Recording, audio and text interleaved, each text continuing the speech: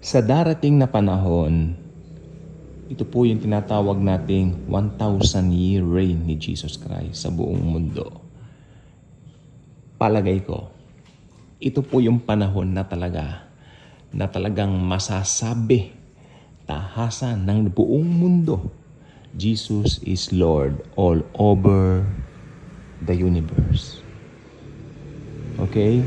Kasi wala po si Satan, nakakulong si Satanas. Okay? Kumbaga, ang nasa pedestal lang ang Panginoong Hesukristo. That's a very wonderful 1,000-year event. And I love that. Dahil tayong mga Kristiyano, we are really longing for that to happen. Tayo, yung naghihintay. Lord, kailan ba magaganap ito? Kailan ba magaganap ang rapture? Actually, I was being accused of someone na nagmamadali sa rapture. Abay, bakit hindi? Ayaw mo ba? Anong gusto mo? Magluwa? Ako po, hindi ako nagbibigay ng dates regarding kung kailan darating. Hindi ako nagbigay ng dates, wala akong sinabi. Para po sa akin, every day is worth waiting for it. I mean, every day, hinihintay natin ang Panginoon na darating na. Hindi tayo nagbibigay ng eksaktong date o ng oras sapagkat sabi ng Biblia, magaganap ang rapture since it is an imminent event. Pag nag-rapture na, magbabago na ang sistema ng mundong ito. Mahirap po ang kapalit o ang kasunod ng rapture. Alam natin kung ano po yun. Tapos na po ang church age. Tapos na po kung anong meron tayo ngayon. Tapos na kung ano man yung sinasabi natin, grace alone saves. Jesus alone saves. Oops, that will be not the dispensation during that time. Yes, faith in Jesus kasama, pero you have to participate by shedding your own blood. Okay?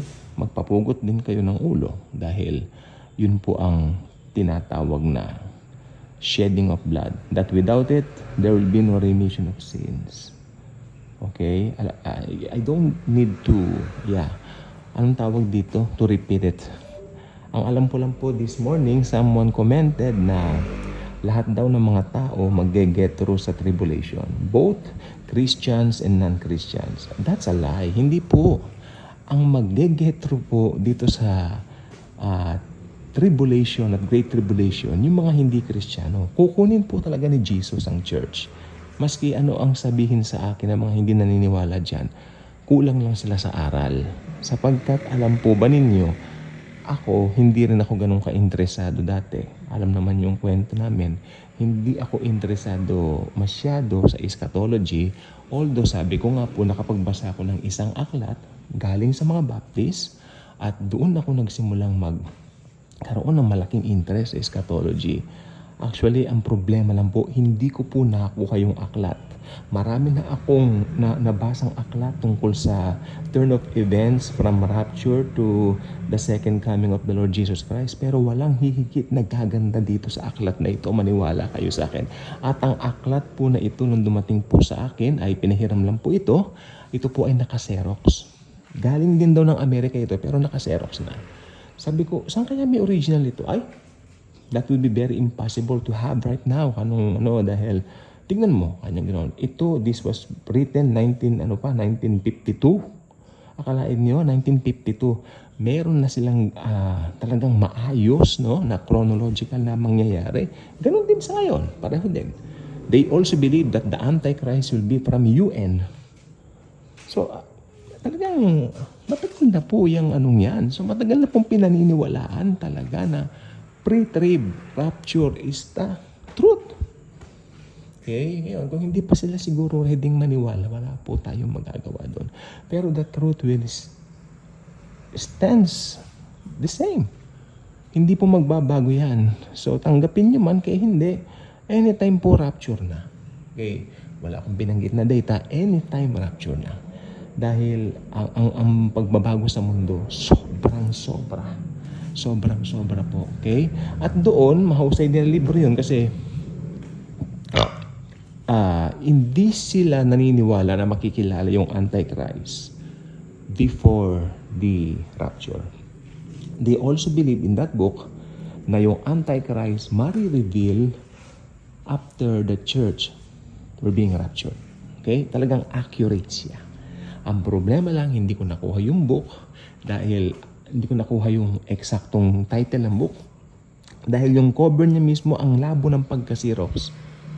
Okay, so kung ano man yung librong yun, sana by miracle makakita ako, no? Kasi ang ganda po niya. Ang ganda po niya. It's parang ordinary book lang, actually. Kasi mas malaki po yung sa amin na ganun. Kasi Xerox po siya. Hindi ba yung sa aklat, pag Xerox mo, magiging 2 page sa isa.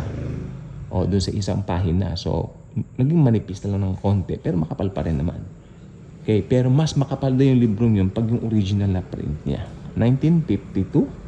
Akalain nyo, nandun na yung thought na yan. Kasi noong 1952, tingnan nyo, from 1948 to 1952, 4 years. So tama, ito yung excited yung mga tao, yung mga Kristiyano, dahil naging nation ng Israel 4 years before that. Kaya ito po yung sinasabi ko, nag-aral sila ng eschatology dito.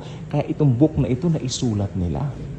No, kung sino man yung writer nun. So napaka-baptist ang writer nun. Ang husay. Kaya kung doktrina po sa salvation tsaka sa end times, mahusay ang Baptist. Pinagmamalaki ko po yan na na-train ako ng mga Baptist pastors nung araw. Siyempre may mga ibang kakaiba po sa minor, pero sa salvation, sa ganyan, talagang firmly, talagang sure na sure. Blessed assurance talaga. They believe in the rapture, they believe salvation alone by Christ alone. Maganda po siya. So, ayan po. I hope that book, ay panalahin ko sana, Tapos tinanong ko yung kinakapatid ko, nasaan na yung aklat? Gano'n. Ay, hiniram ni ganito, ni ganyan. Tinanong namin, ay, hiniram din. I mean, sayang, sana trinay namin i-Xerox. Sabagay, trinay namin pa-Xerox, pero ang sabi nung nagse-Xerox, wala na tayong mababasa pag i-Xerox pa natin. Dahil sa totoo lang, itong aklat na ito, mukhang isinerox pa, 19 kopong-kopong pa rin. Nung kauumpis lang yata ng Xerox. Siguro, it was being Xerox 1970s pa. So, aklat na yun, yung kopyang yun. Ang ganda nun sinasabi ko po sa inyo. So, doon po ko, talagang inaral ko yung eschatology doon. Kaya hindi nyo ko mas anong sabihin nyo sa akin na, mid-trip, post-trip, mag-a-underground, talagang mahusay doon. May mga talata yun.